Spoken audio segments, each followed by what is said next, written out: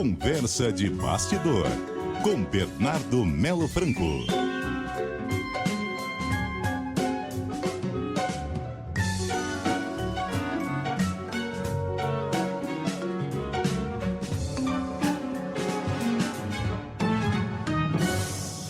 E aí, Bernardo? Boa tarde, Sarenberg. Boa tarde, Cássia. Boa tarde, ouvintes da CBN. Boa tarde, Bernardo. Bom, o assunto é o 8 de janeiro. Nós hoje completando 3 anos lá da insurreição do 8 de janeiro e o presidente Lula assinou um veto, vetou o PL da dosimetria, que havia sido aprovado pelo Congresso Nacional. E a gente estava até comentando aqui com a Cássia que é uma situação bem diferente do que ocorreu nos Estados Unidos, onde o Trump anistiou todos os que haviam feito a invasão do Capitólio, num episódio muito semelhante ao nosso aqui. Bom, 3 anos do 8 de janeiro e ainda discussão sobre a dosimetria, Bernardo. Pois é, Sarenberg, e o Trump não só anistiou todos os criminosos do 6 de janeiro de 2021, como ele criou um site essa semana, pôs no ar, um site oficial, no portal da Casa Branca, repetindo aquela narrativa mentirosa sobre a invasão do Capitólio, descrevendo-se a si mesmo como um herói da democracia e atacando, veja só, as autoridades que investigaram os golpistas lá nos Estados Unidos. Mas, enfim, vamos falar de Brasil, porque hoje, de fato, são 3 anos do 8 de janeiro, uma data que se esperava que tivesse uma adesão, ou pelo menos um consenso nacional sobre a importância de lembrar aquele momento de ataque à democracia e de se formar um consenso a favor da manutenção do Estado Democrático de Direito, mas não é bem isso que a gente está vendo no Brasil de hoje. Uma cerimônia dessas, ela importa muito pelas presenças, mas importa também pelas ausências, Sarenberg e Cássia. E hoje tinha ausências muito importantes nesse ato no Palácio do Planalto.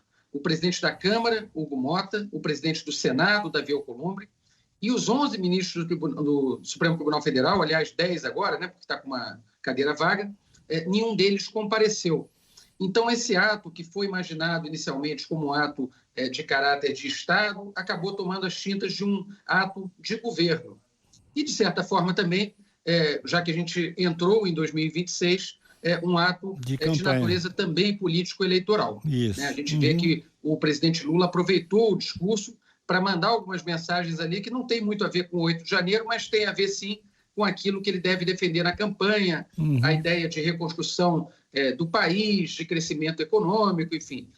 Encontrou espaço ali para dar uma série de recados de natureza mais política do que de Estado. Do discurso dele, Sarenberg, eu destacaria o elogio que o presidente Lula faz ao Supremo Tribunal Federal e a forma como foi conduzido o julgamento dos golpistas, dizendo que eles tiveram a garantia de um julgamento justo, com seus direitos preservados, o que não aconteceria num regime ditatorial como aquele regime que o Jair Bolsonaro sempre defendeu.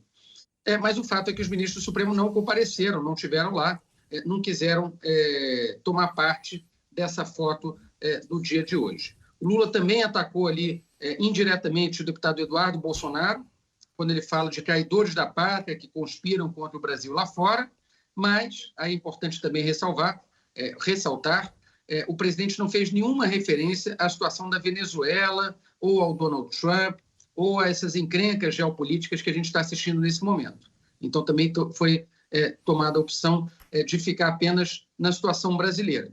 E por último, o mais importante do dia de hoje, o veto, já esperado, ao projeto de lei chamado projeto da dosimetria, mas que na prática é uma espécie de uma anistia disfarçada, pela qual o Congresso Nacional, tanto a Câmara quanto o Senado, aprovaram a redução das penas dos responsáveis pela tentativa de golpe.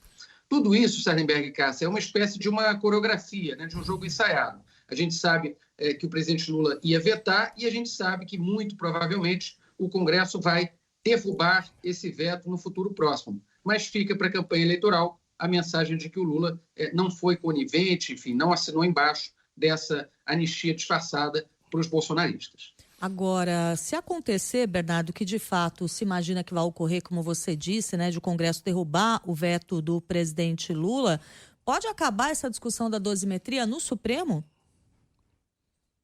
Pode sim, Cássia, como tudo no Brasil pode acabar no Supremo, mas a expectativa é que o Supremo não intervenha nesse caso, porque esse texto da chamada dosimetria, ele foi de fato negociado ali, inclusive com ministros da Corte, ele foi levado até ministros da Corte, e a própria escolha do relator Paulinho da Força, que é um deputado considerado próximo ao ministro Alexandre de Moraes, meio que consagrou essa ideia de que o Supremo estava de acordo, né? Não que o Supremo quisesse, naturalmente, a redução das penas, mas que, diante da perspectiva de o Congresso aprovar uma anistia pura e simples, ampla e restrita, acabou se optando por essa espécie de redução de danos ali, que é o projeto da redução das penas. Então, é um pouco isso, né? O Lula está falando para a militância dele, para a militância do PT, para os eleitores dele, e também montando uma espécie de palanque antecipado para a campanha eleitoral. A partir de agora, Sardenberg e Cássia, tudo que a gente vai ver em Brasília, né, a gente já está no dia 8 de janeiro de 2026, daqui até o final de outubro, tudo vai ter conotação eleitoral, tanto os movimentos do governo quanto os movimentos da oposição. Só encerraria chamando a atenção de que, se por um lado a esquerda está aí se embrulhando nessa bandeira do sem anistia, por outro lado também é preciso notar que a direita brasileira não fez nenhuma autocrítica daquilo que ocorreu no dia 8 de janeiro de 2023. A gente vê, de certa forma, que os políticos que lideram a oposição ao governo Lula, que poderiam ter se descolado do golpismo, se descolado do Bolsonaro condenado, de outros militares e civis responsabilizados pela tentativa de golpe, eles permanecem, de certa forma, acorrentados, né? Acorrentados àquele movimento golpista. E isso, claro, também vai acabar cobrando um preço durante a eleição de 2026. Bernardo Melo Franco, muitíssimo obrigado, Bernardo, e até a semana. Até a semana. Um abraço para vocês, boa tarde para os ouvintes. Até mais, Bernardo. Mais.